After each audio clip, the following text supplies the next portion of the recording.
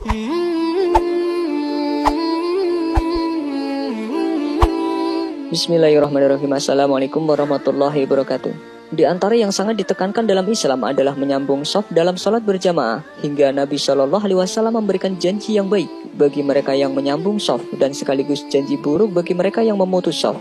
Dari Ibnu Umar radhiyallahu anhu, Nabi Shallallahu Alaihi Wasallam bersabda, siapa yang menyambung shaf, Allah akan menyambungnya, dan siapa yang memutus shaf, Allah Ta'ala akan memutusnya. Hadis riwayat Nasai dan disahihkan oleh Al-Albani.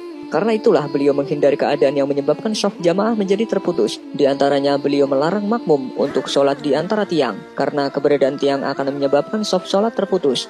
Dari Muawiyah bin Qurrah, dari ayahnya radhiyallahu anhu, beliau mengatakan, dulu pada zaman Rasulullah Shallallahu Alaihi Wasallam kami dilarang membuat shaf di antara tiang-tiang dan kami jauhi tiang-tiang itu. Hadis riwayat Ibnu Hibban dan dihasankan Suhaib Al-Arnaud. Dalam riwayat lain dari Abdul Hamid bin Mahmud seorang tabi'in, kami dahulu bersama Anas bin Malik, lalu kami sholat di belakang seorang gubernur.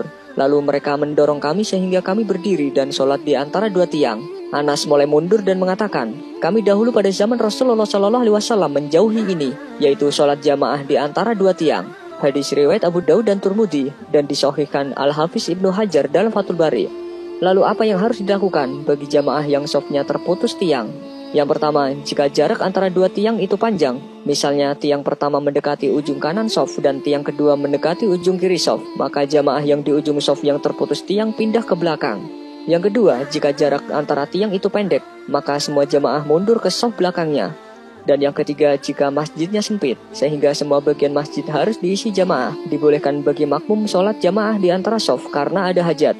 Syekh Ibnu Utsaimin pernah ditanya tentang hukum sholat di antara tiang. Jawaban beliau, sholat di antara tiang hukumnya boleh jika ruangan masjid terbatas. Namun apabila kondisinya luas, maka tidak boleh sholat di antara tiang, karena hal tersebut memutus shaf sholat berjamaah.